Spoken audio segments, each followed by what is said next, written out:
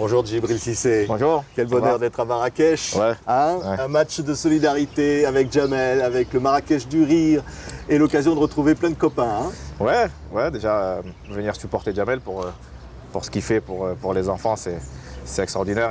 C'est un homme avec un gros cœur, donc on essaye de l'aider dans son action. Et voilà, le fait de retrouver des anciens joueurs avec qui on a joué et même moi des mecs que j'étais avec Sonny Anderson dans l'avion, c'est quelqu'un qui a bercé mon enfance. Donc voilà, pouvoir jouer avec lui, c'est cool aussi. C'est génial parce que c'est ça le foot en fait, hein, Djibril. C'est le cœur, quoi. C'est ça, c'est donner. C'est le cœur, c'est donner, c'est pouvoir partager, c'est pouvoir aider des petits en détresse aussi. Donc moi je suis très fier, ça fait 5 ans que je le fais. J'ai loupé un match, donc je suis fier de moi. Mais alors c'est surtout l'occasion de remettre les crampons là. Hein. Ça démange un peu, non? Ouais, parce que là j'ai annoncé récemment que j'ai été forcé d'arrêter. Je me suis fait opérer au mois de décembre d'une prothèse de hanche. Ouais, alors comment ça va maintenant? Tout va très très bien. Ah le chirurgien est très content et limite et me donne le feu vert pour reprendre. Ah bon? Donc voilà, j'ai repris une prépa, j'ai repris Non, mais reprendre, c'est-à-dire tu veux rejouer là? Ouais, je veux rejouer, ouais, j'aimerais rejouer s'il y a un club qui est prêt à prendre le pari, ça serait cool. Ouais. Mais c'est quoi? C'est l'adrénaline là qui manque, c'est de retrouver le stade. Ouais, moi j'ai jamais eu vraiment envie d'arrêter, c'est que mon corps n'en pouvait plus, donc il fallait que j'arrête ma hanche. Et voilà, mais sinon l'envie est toujours là. Comme au premier jour et remettre les crampons, comme on dit, comme au premier jour, c'est-à-dire évidemment il y avait papa footballeur, incroyable footballeur. Il y avait papa qui a fait une belle carrière en équipe nationale de Côte d'Ivoire. J'ai eu mon grand frère Abou aussi qui a quelques matchs en Ligue 1 et en Ligue 2 et une sélection aussi en équipe nationale. Après, tous mes frères on a tous joué au foot. C'était presque naturel d'être joueur. Ouais, je pense que on pouvait pas passer à travers les mailles du filet. Ouais. Qu'est-ce qui donnait envie, Djibril, gamin, de dire j'ai envie d'admirer ces joueurs incroyables, j'ai envie de faire comme eux un jour? Ah ouais, moi j'étais très fan et je suis toujours très fan de Jean-Pierre Papin.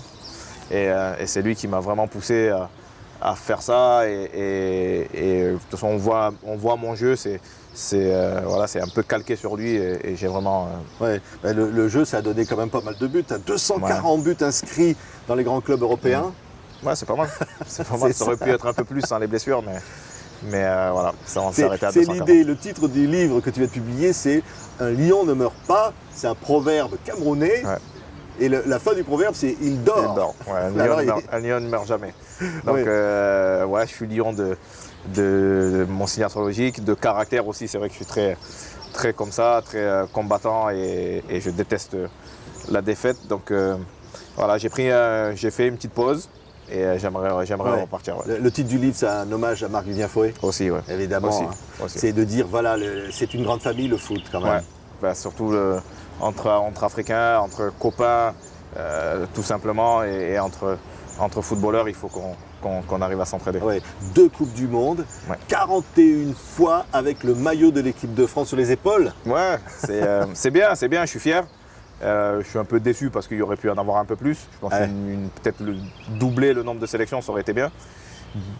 Mettre quelques buts de plus, mais voilà, je suis un éternel insatisfait. Mais c'est quand même bien. C'est incroyable parce que là, il va y avoir l'Euro. Ouais. Donc, on regarde ça en se disant, ma foi, les Bleus, évidemment, on est derrière. Hein, et qu'est-ce qu'ils ressentent là en ce moment?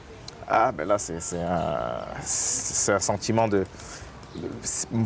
pour moi, faut pas avoir de stress. On représente son pays chez soi, devant sa famille, devant ses supporters. Faut prendre que du plaisir, on peut pas faire autrement. Ouais. Et avec la qualité qu'il y a dans ce groupe-là, moi j'ai confiance. On peut aller jusqu'au bout là. Moi j'ai confiance totalement. Ouais, pas de stress, mais là il y a quand même du stress un peu. Il y a toutes ces polémiques. Alors Deschamps qui est attaqué sur des supposés choix qui seraient fondés sur d'autres critères que sportifs. Qu'est-ce que tu en penses, Djibril? Je pense que c'est de la foutaise tout ça. Je pense qu'aujourd'hui, voilà, on a créé des polémiques il y a 2-3 mois, ok, c'était marrant. Mais je pense que là, si près du terme, il faut les laisser se préparer et laisser place au jeu. Oui. On aura le temps après d'en parler.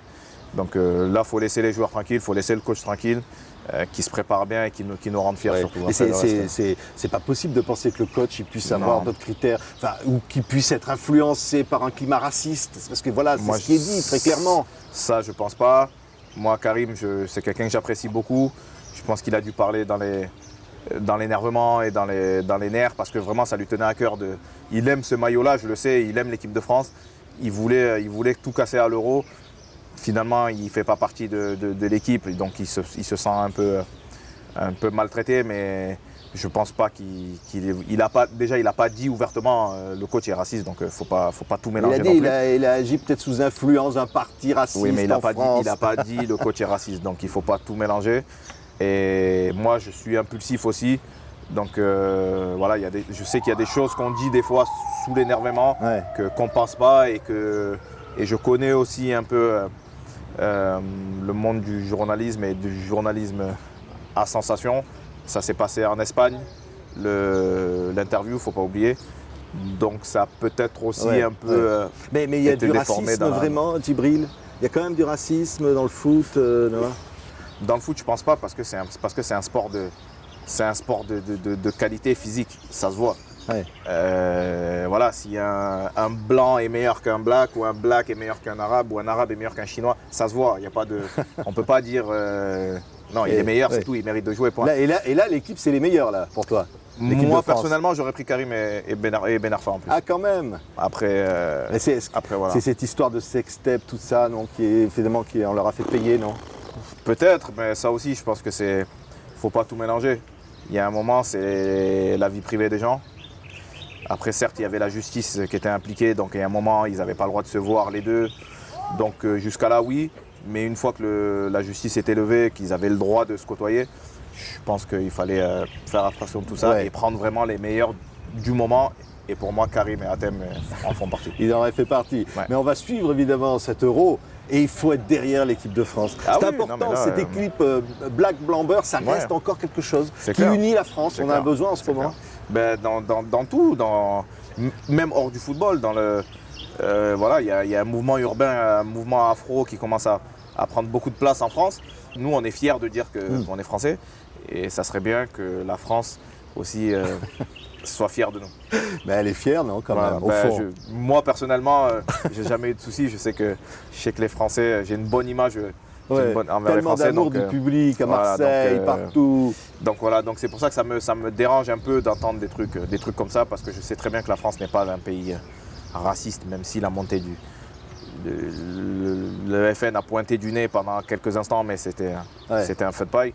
Et je sais que la France est un pays accueillant et un pays qui aime le mélange et la mixité, donc ça me dérange d'entendre des trucs comme ça. Merci beaucoup, Djibril Cissé. Merci à vous.